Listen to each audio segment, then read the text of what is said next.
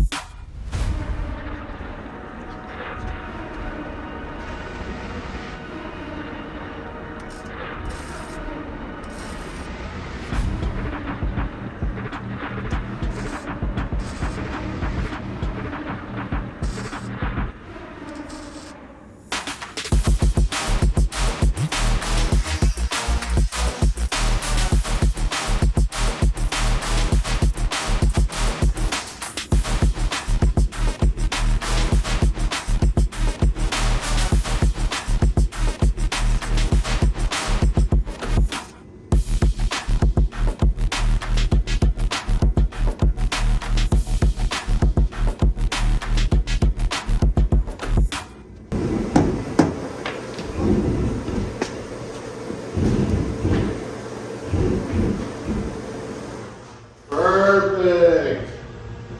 Plenty of smoke.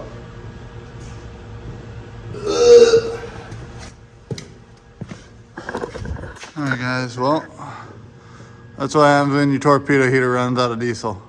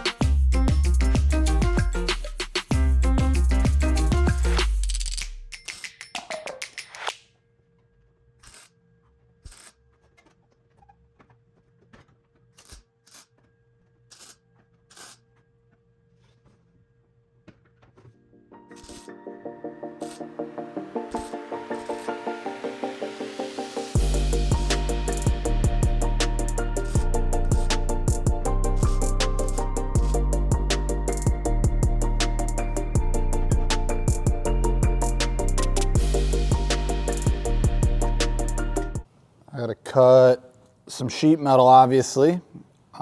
Finish that in. I should probably try and pop that dent out that I put in there because that's pretty obnoxious. Way worse than the one that was already here.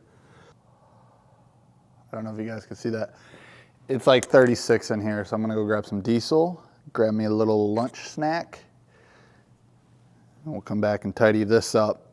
My goal today was to finish the whole rear half of this car. So that's like another half hour, hour's worth of work. Figuring this out is probably 2 hours. I got that trunk lid to make all of that happen. So,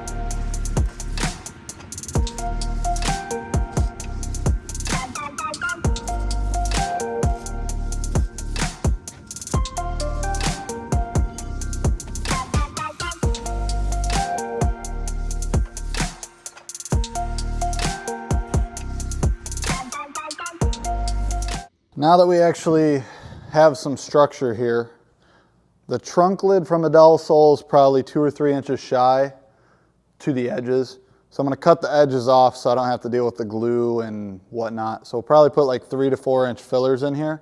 I'm going to try and pull this up just flush with the bumper so it can help support things for now. I don't think this bumper is going to stay here.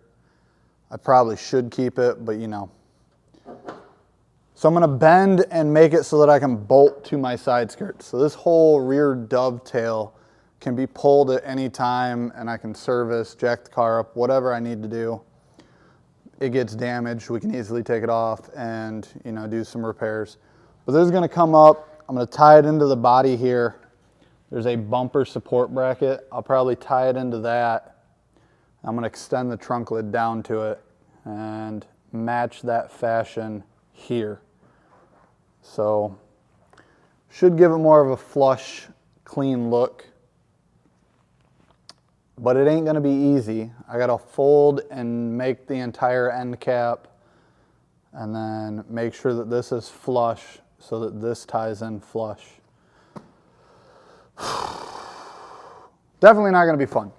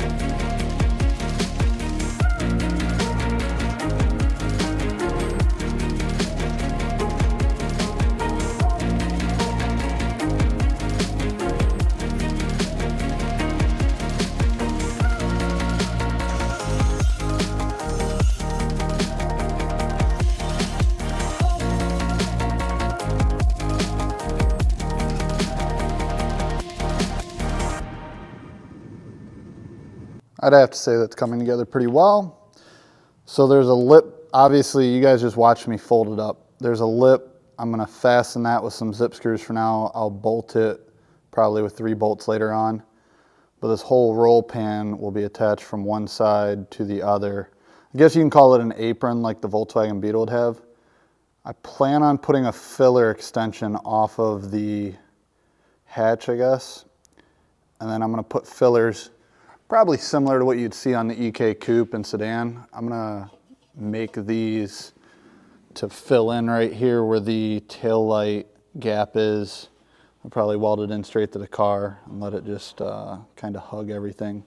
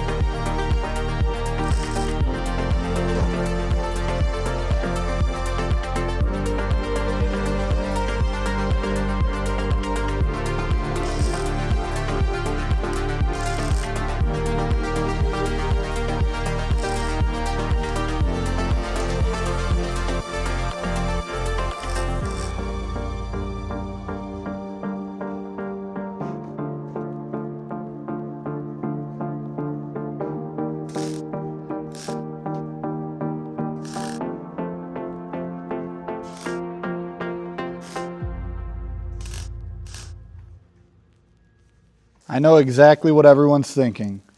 Blank canvas. Well, maybe not, but I have a thought. The apron on a Volkswagen Beetle, because it was air-cooled, had all of these like vent louvers. So I think I'm gonna go buy a tool from Home Depot that would be for, you know, bending up HVAC, right? And I think I'm gonna buy like a 4-inch or 6-inch wide tool. I'll cut slots in the metal, right? So everywhere I cut a slot, I can reach that in and I will fold it inward. So when the air's coming, it goes out these vents.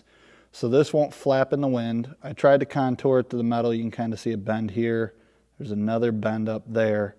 I didn't want to overdo it, but that should give it some structural this way. If I do those vents, that should add some structure, and then we'll, you know, reduce the drag, I suppose, of air coming underneath the car and making this flail. Obviously, I could add some, like, you know, kickers going to the body, but I would like to see what the louvers do. I think that the air vent louvers will add a little bit of detail, I suppose, to the look of the car and should add some structure. That's it for today. I got to go get my daughter from school. So, see what tomorrow brings.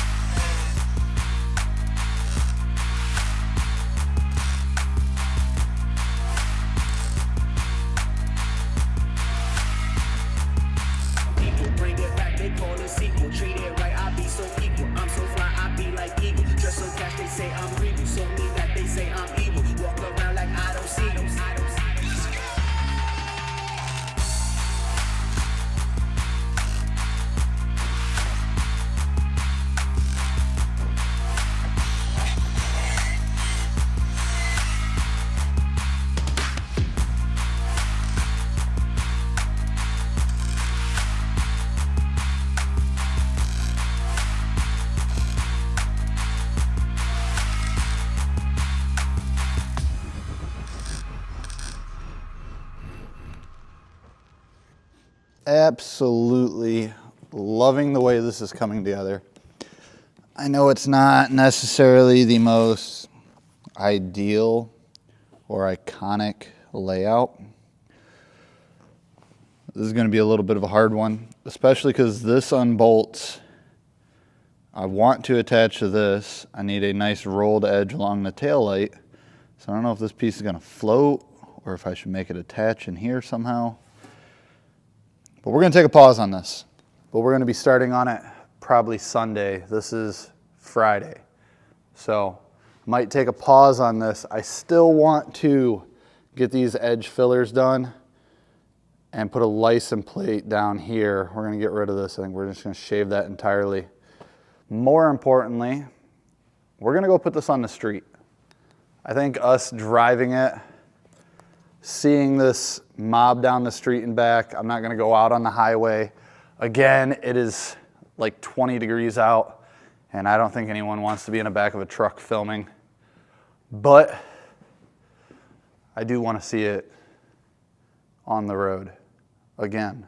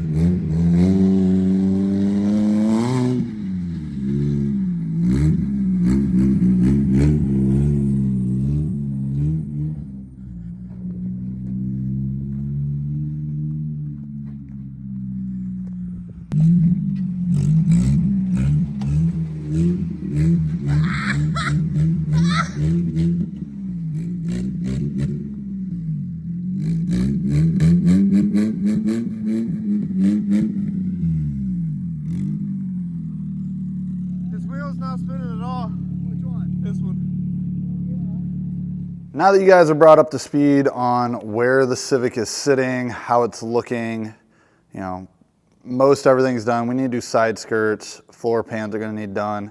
We've got a couple extras in the front and the rear of the car to take care of. Behind the car, we had plans of building a room. Most of you guys probably saw that in the shop move video. We had talked about a 12-foot wide by about 24-foot deep room here. So we're gonna go from this corner here, oh gosh, probably 2 foot over here. We're gonna have stairs that go up.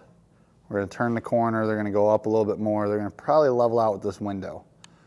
So this upper deck's gonna come all the way down to the center of these windows.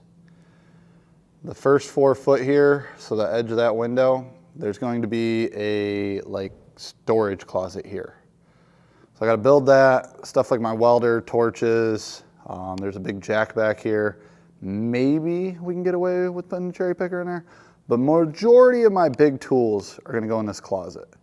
We're going to have an upper deck, probably have like a table, workout bench, stuff like that. Boys can hang out, mini fridge. There's going to be a furnace in this corner, and that's probably the biggest thing. So the furnace will keep the shop from being 32 degrees. It's currently 20 outside. I looked up the forecast for the next 30 days. Ohio is not getting above like 36 degrees. Even if it is a little off, 45 is kind of unbearable day in and day out to be working in a shop and using a 1,550,000 BTU furnace. Thing runs nonstop. It's $20 in diesel a day. So we're gonna get a furnace in here. I'm gonna get a bathroom in here. That's nice. And then after all of that, we will be starting back in on either this or this. I need to do suspension, trunk work, bumper work, hood work. This obviously, back at it again, side skirts, floorboards, yada yada. But that's the plan. I got a bunch of shit to take care of, and I'll try and film some of it to throw in as extras. It's not gonna happen overnight, so we'll just put a little, 2 minutes in every video.